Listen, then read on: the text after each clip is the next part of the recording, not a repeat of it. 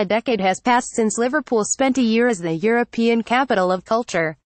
Since then, the European Union's scheme has inspired numerous other regions to create their own city of culture designations. Last year saw cities from Belgrade to Turkestan host regional schemes. Designed as city branding exercises, these projects are, at least in part, intended to draw in lucrative tourism and inward investment to benefit historically under-resourced areas.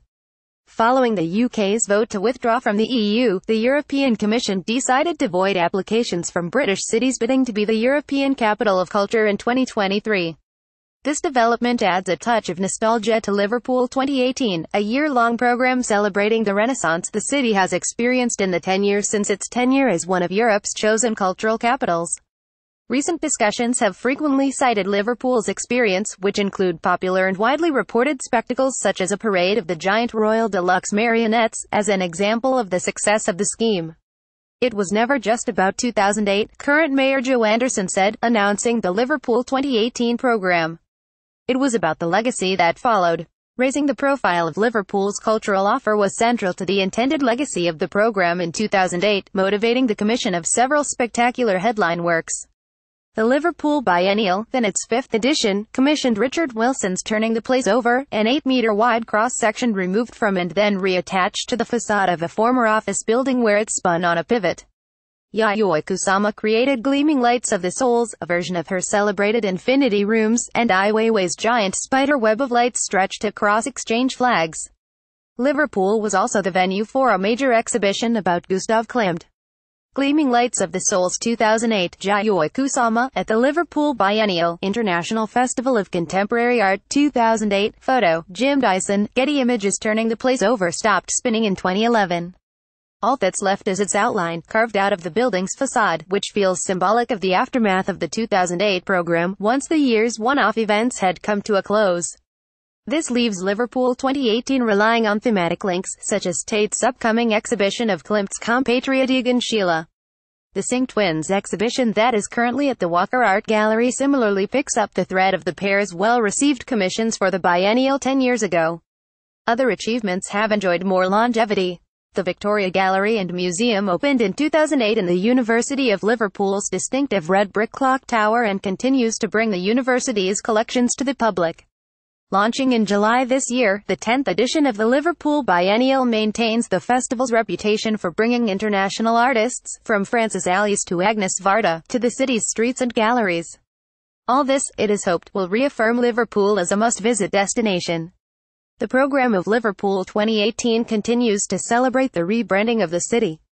But sporadic high-profile events do not necessarily signify the long-term health of a city's institutions and heritages they are currently experienced by Liverpool's residents. Criticism of the 2008 program noted the volume of international artists, as opposed to a nurturing of local talent. Questions of infrastructure affecting Liverpool's artists, such as a lack of studio space, have still not been confronted. By focusing on creating a new, marketable identity for Liverpool, rather than revealing its existing richness, the strategy in 2008 demonstrated its primary orientation towards the future of the city, and towards incoming residents, tourists, and investors. The legacy of this approach is now paying dividends in the city. In terms of visible investment and urban development, but at what cost to its heritage? A rendering of how the waterfront might look after the planned Liverpool Waters redevelopment image, Peel land and property alongside Machu Picchu and the Great Barrier Reef. Liverpool is recognized as a UNESCO World Heritage Site.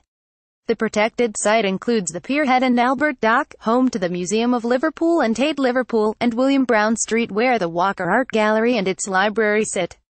In July of last year, plans to develop a district of skyscrapers, office blocks and potentially a new stadium for Everton FC on Liverpool's protected North Docks provoked UNESCO to threaten to rescind its designation. The planned development, known as Liverpool Waters, was deemed to fundamentally adversely affect the outstanding universal value of the property. The city has been granted a 2-year moratorium by UNESCO, but Renaissance seeker and Mayor Joe Anderson is determined to forge ahead with the planned development. Losing UNESCO may be felt harshly by the cultural institutions that currently enjoy the prestige it lends them, such as Tate, the Walker and Bluecoat. The saga signals that Liverpool's built heritage, and the institutions that protect it, are being treated primarily as assets to attract investment. The buildings and spaces that bear witness to Liverpool's social and cultural history risk being swept away in the process. The celebrations of Liverpool 2018 certainly chime with the spirit of 2008. The glory of one-off events burns brightly for a while, but their lasting benefits are harder to find. The problems that existed in 2008 have continued to affect the cultural life of the city, endemic as they are to a particular approach to policy that emphasizes the collateral economic benefits of the arts at the expense of local history and experience.